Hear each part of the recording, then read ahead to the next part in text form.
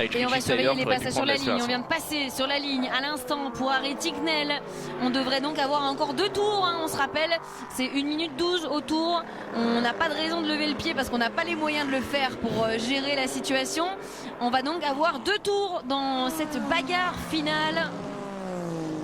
Harry Tincknell, Felipe Nasser, Ricky Taylor.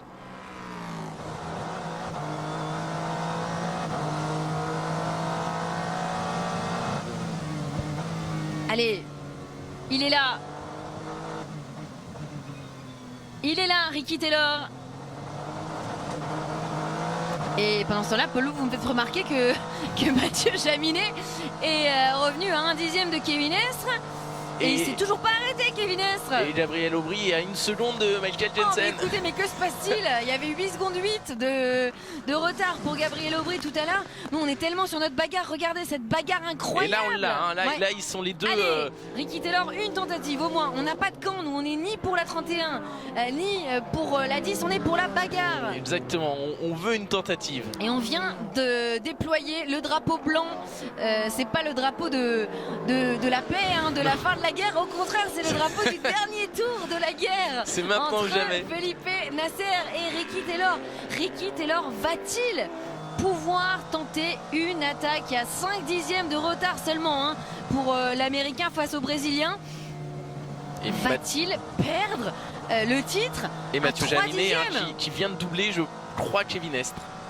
Et Mathieu Jaminet qui vient de doubler Kevin Estre pour la victoire en catégorie GTLM. Quel rebondissement incroyable là, sur cette fin de course.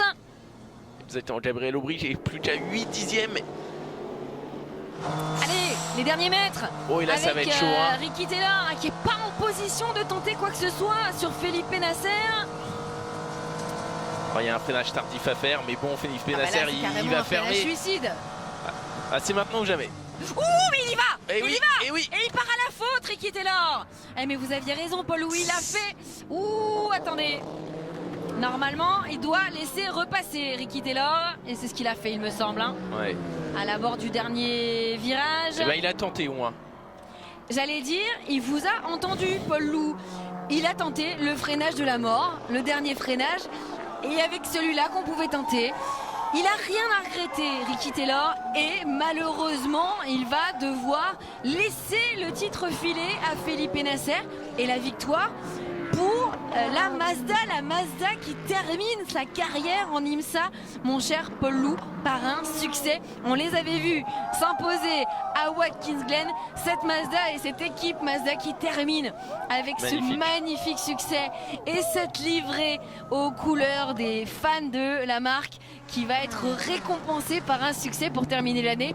Chapeau bas à Harry Tincknell, quand même. Hein. Ouais, très beau dernier relais d'Harry Tincknell.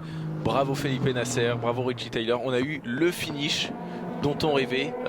Voilà, en LMP2 bien évidemment, ça s'est joué à très peu de choses. Hein, 1 seconde à la fin entre Michael Jensen et Gabriel Aubry, hein, qui fait un dernier très bon relais, Gabriel Aubry.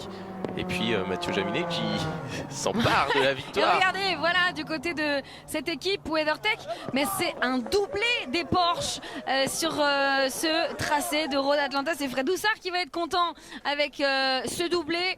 Et l'équipage Mathieu Jaminet, Matt Campbell qui va s'imposer. Il m'a enchaîné cette voiture et cet équipage. Et on revoit, hein, je me permets, on revoit l'attaque. Ouais, oui, ça a été vraiment chaud. En fait, il a sincèrement failli le percuter. Hein. Et en fait, Felipe Nasser n'a pas laissé la place. Hein. Il a fermé et pour le coup... Et il a serré les fesses, comme on dit, je pense qu'on peut le dire. Exactement. Et alors, ma seule question finalement quand je vois ça, c'est Ricky Taylor, après quand il coupe et qu'il revient en piste, bah, est-ce qu'il aurait pas pu fermer? Parce que finalement là il se fait un peu... Alors il freine trop tard, hein. De toute façon il a freiné après le trop tard, mais là il aurait pu un peu fermer, hein, un peu plus. Oui, mais la réalité, c'est qu'il avait doublé en coupant. Donc, de toute façon, il aurait été pénalisé pour cette manœuvre. Il aurait dû laisser repasser. Et il y a eu un contact. Hein. Il y a eu un contact, hein, je pense. Si, je pense pas qu'il y ait le contact, mais s'il va à gauche, c'est qu'il se fait fermer un peu moyennement la ligne. Et donc là, il aurait dû fermer, quoi.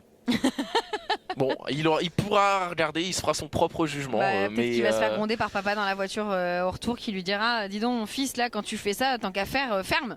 parce qu'en fait il bloque les roues arrière, hein, vu que... Oui, bon là, il y a quand même si il doit traverser le bac, il a un avantage à couper la piste. En théorie, il est censé laisser repasser. Regardez cette image terrible de Felipe Albuquerque, qui a cru jusqu'au bout. Et là on voit Rossi qui dit allez vas-y.